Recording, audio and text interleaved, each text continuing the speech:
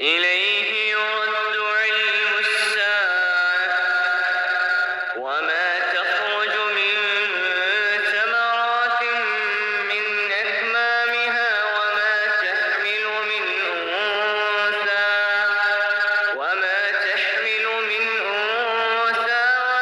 تضع إلا بعلمه ويوم يناديهم أين شركائي قالوا آذناك ما منا من شهيد. اس ساعت کا علم اللہ ہی جانتا ہے، وہی اس سارے پھلوں کو جانتا ہے جو اپنے شگوفوں میں سے نکلتے ہیں۔ اسی کو معلوم ہے کہ کون سا مادہ حاملہ ہوئی ہے اور کس نے بچہ جنا ہے۔ پھر جس روز وہ ان لوگوں کو پکارے گا کہ کہاں ہیں میرے وہ شریک، یہ کہیں گے ہم عرض کر چکے ہیں، آج ہم میں سے کوئی اس کی گواہی دینے والا نہیں ہے۔ السلام علیکم ورحمۃ اللہ وبرکاتہ۔ پیارے بچوں، امید ہے آپ سب خیریت سے ہوں گے۔ دعا ہے اللہ سبحانہ تعالیٰ آپ سب کو ہمیشہ اپنے حفاظت میں رکھے اور آپ سب سے بہترین دین کا کام لے، آمین یا رب العالمین۔ پیارے بچوں، آج ہم پارہ نمبر 25 کا آغاز کرتے ہیں۔ آئیے سورۃ شورى کی آیت نمبر 49 اور 50 کا ترجمہ دیکھتے ہیں۔ اللہ زمین اور آسمانوں کی بادشاہی کا مالک ہے، جو کچھ چاہتا ہے پیدا کرتا ہے، جسے چاہتا ہے لڑکیاں دیتا ہے، جسے چاہتا ہے لڑکے دیتا ہے، جسے چاہتا ہے لڑکے اور لڑکیاں ملا جلا کر دیتا ہے، اور جسے چاہتا ہے بانجھ کر دیتا ہے۔ وہ سب کچھ جانتا اور ہر چیز پر قادر ہے۔ جی پیارے بچوں، اس آیت کے شروع میں بتایا جا رہا ہے کہ زمین اور آسمانوں کا مالک صرف اور صرف اللہ سبحانہ تعالیٰ ہے۔ اللہ سبحانہ تعالیٰ نے زمین اور آسمان کی بادشاہی دنیا کے ظالم لوگوں اور سرداروں کے حوالے نہیں کی، بلکہ اللہ سبحانہ تعالیٰ نے کسی نبی، کسی ولی یا کسی دیوی دیوتا کو بھی اس بادشاہت میں سے کوئی حصہ نہیں دیا، بلکہ زمین اور آسمانوں کی بادشاہت کا مالک صرف اور صرف اللہ سبحانہ تعالیٰ ہے۔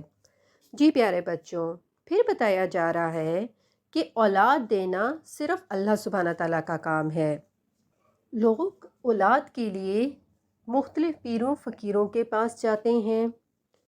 لوگ اللہ سبحانہ تعالیٰ کو چھوڑ کر ان پیروں فقیروں کے پاس جاتے ہیں، جبکہ یہ خود اللہ سے اپنی اولاد مانگتے ہیں۔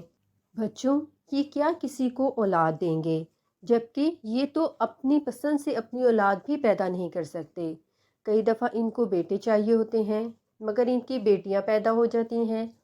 اولاد دینا صرف اور صرف اللہ سبحانہ تعالیٰ کا کام ہے۔ سارا اختیار اور مرضی صرف اور صرف اللہ سبحانہ تعالیٰ کی ہے۔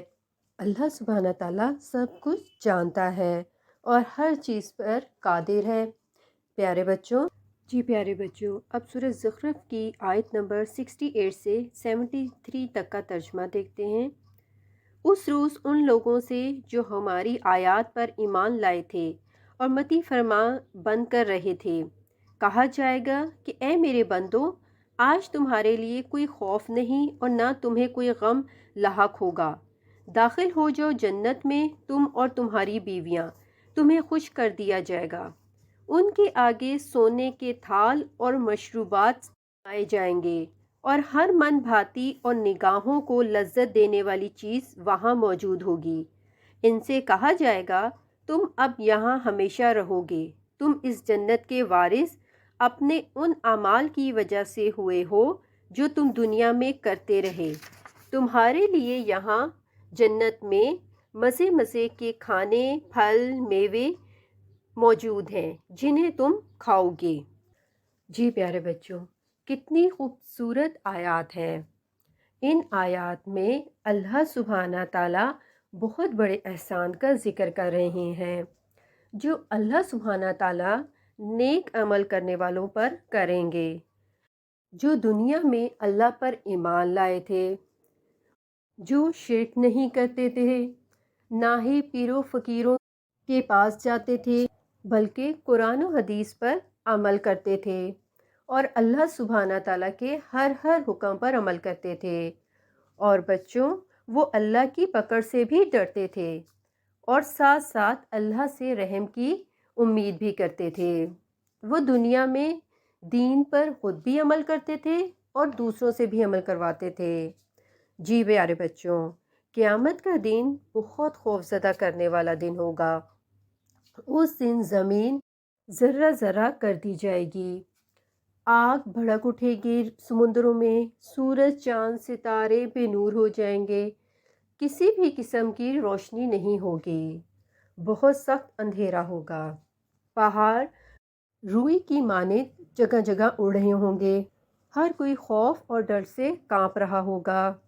لیکن قیامت کے اس سخت دن اللہ سبحانہ تعالیٰ دنیا میں ایمان لا کر نیک کام کرنے والوں سے کہیں گے، آج کے دن تمہارے لیے کوئی خوف و خطر نہیں ہے، تم اور تمہارے گھر والے جنت میں داخل ہو جاؤ۔ اب اس جنت میں تمہارے لیے امن ہوگا، چین ہوگا اور خوشیاں ہی خوشیاں ہوں گی۔ مختلف قسم کے کھانے، پھل، میوے، مشروبات بڑے بڑے تھال میں خادم لے کر گھوم رہے ہوں گے۔